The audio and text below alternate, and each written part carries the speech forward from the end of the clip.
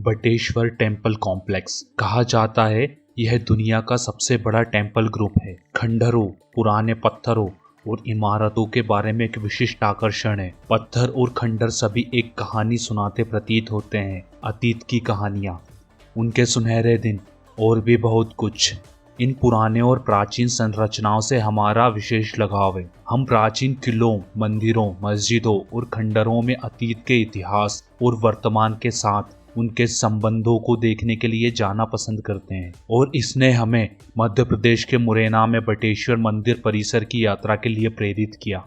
लगभग 200 मंदिर खंडर के विभिन्न चरणों में पड़े थे, जिन्हें विरासत और इतिहास से गहरा लगाव है। उन्हें यह जगह आकर्षक लगेगी, जबकि अन्य लोग इस जगह की सुंदरता को देखकर अचंभित हो सकते हैं। मुरैना कभी डकैतों की धरती के नाम से जाना जाता था। चंबल नदी के दोनों ओर घाटियां, जिन्हें चंबल की घाटी के नाम से जाना जाता है, कुख्यात डकैतों को आश्रय प्रदान करने के लिए प्रसिद्ध हैं। यह घाटियां मुरैना ने हमें कम जानने वाले इस जगह से रूबरू कराया। ग्वालियर की अपनी अंतिम यात्रा पर हमने एक चक्कर लगाया और मुरैना के कुछ पुरातात्विक स्थलों बटेश्वर मंदिर परिसर, पडावली और मितावली का दौरा किया। मंदिरों की संख्या के आधार पर बटेश्वर मंदिर शायद उनमें से सबसे भव्य है। बटेश्वर मंदिर परिसर मध्य प्रदेश के मुरैना जिले में स्थित है। इसे बटेशरा या बटेश्वर के नाम से भी जाना जाता है। मंदिर परिसर ग्वालियर शहर से लगभग 30 किलोमीटर दूर पडावली गांव के पास एक पहाड़ी श्रृंखला पर स्थित है। मंदिर चंबल घाटी के घने जंगलों के भीतर स्थित है, जो भारत में सबसे दिलचस्प और चौंका देने वाले पुरातात्विक स्थलों में से एक है। ऐसा माना जाता है कि 25 एकड़ के क्षेत्र में भगवान शिव, विष्णु और शक्ति को समर्पित लगभग 200 मंदिर हैं। माना जाता है कि बटेश्वर नाम भगवान शिव के दूसरे नाम भूतेश्वर से लिया गया है। कहा जाता है कि मंदिर का निर्माण 8वीं से 10वीं शताब्दी ईस्वी के दौरान गुर्जर प्रतिहार वंश के द्वारा किया गया था, जिसने 8वीं शताब्दी के मध्य से 11वीं शताब्दी तक उत्तरी भारत के एक बड़े हिस्से पर शासन किया था। जब हमने इन प्राचीन मंदिरों और स्थलों के संदर्भ में विवरण देखने की कोशिश की, तो हमें इन पुरातात्विक स्थलों के बारे में अधिक जानकारी नहीं मिली। लेकिन इन मंदिरों का सबसे पहला संदर्भ अलेक्जेंडर कनिंघम की रिपोर्ट में मिलता है। उन्होंने लगभग 1881 से लेकर 1882 में इन क्षेत्र का दौरा किया था और मंदिर परिसर और आसपास के अन्य मंदिरों और मंदिर परिसर और आसपास के अन्य मंदिरों के बारे में उल्लेख किया था।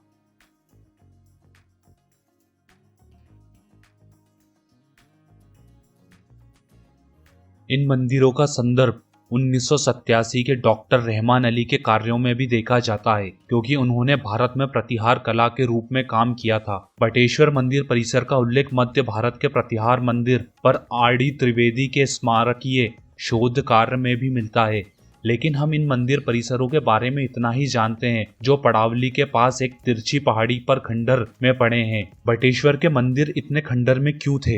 इतिहास हमें कोई स्पष्ट कारण नहीं देता है। अतिक्रमणकारियों द्वारा किए गए आक्रमण का कोई प्रमाण नहीं मिलता। सबसे स्वीकृत सिद्धांत यह है कि 13वीं शताब्दी में एक भूकंप ने शायद इस मंदिर परिसर को नष्ट कर दिया था। साइट को 1924 में भारतीय पुरातात्विक सर्वेक्षण आर्कियोलॉजिकल सर्वे ऑफ इंडिया के संरक्षण में लाया गया था, और तब से बटेश्वर मंदिर परिसर के खंडर के रूप में संरक्षित किया गया है। यह केवल 2005 में था, जब बटेश्वर मंदिर परिसर का जीर्णोद्धार किया गया था। यह उस समय था जब पुरातात्विद के मोहम्मद को बटेश्वर के बारे में पता चला और उन्होंने मंदिर परिसर को पुनर्स्थापित करने का फैसला किया। के मोहम्मद खान एक प्रमुख आर्कियोलॉजिस्ट थे। बटेश्वर मंदिर परिसर का जीर्णोद्धार उनके सबसे सराहनीय कार्यों में से एक रहा है। वह संस्कृत में धारा प्रवाह है और उपनिषदों से प्रेरित है।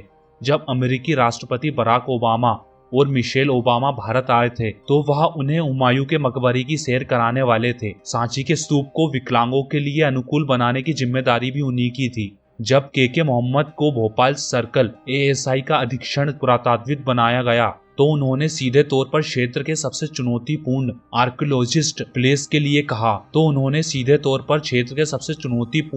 पुरातात्विक स्थल के लिए कहा। उनके कर्मचारियों ने बटेश्वर मंदिर परिसर की ओर इशारा किया था और साथ ही उन्हें इस जगह से दूर रहने की चेतावनी भी दी थी। चेतावनी के पीछे का कारण चंबल घाटी की गहरी घाटियां चंबल की घाटी में पाया जाता है। जो इस क्षेत्र के कई खूंखार डकैतों का छिपने का स्थान भी है। आखिरकार इन बिहड़ों की गहरी भूल भुलैया और अवरुद्ध वनस्पतियों ने डकैतों के लिए एक आदर्श निवास स्थान प्रदान किया।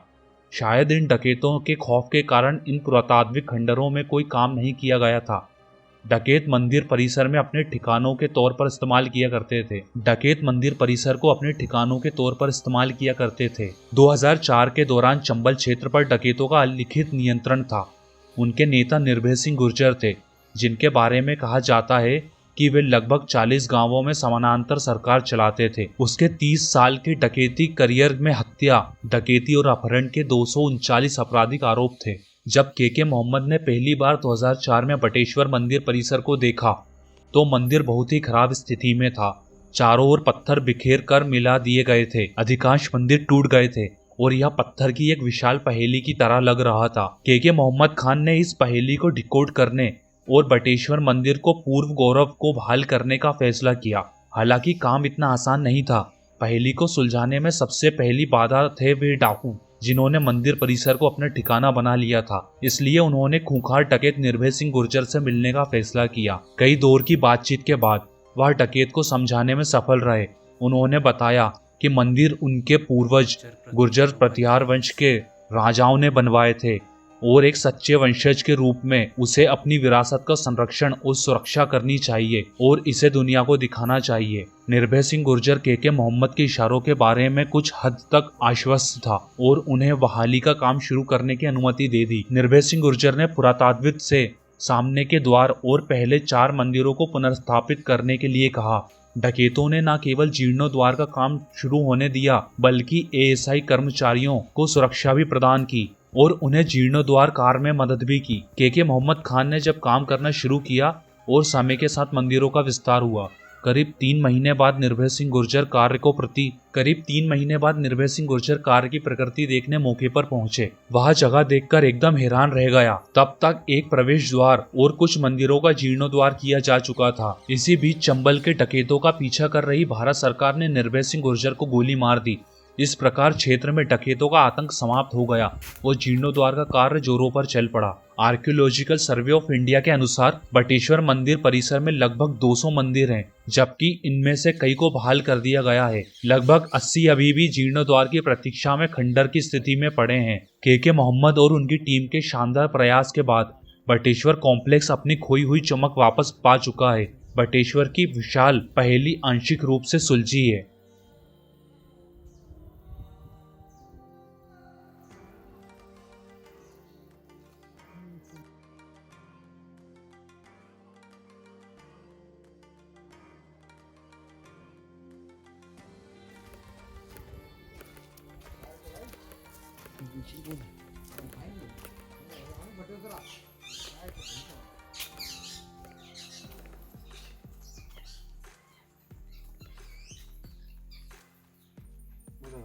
आज आराम से घूम के लौट के वहीं आ जाओगे। अब आपको फिर क्या करना है।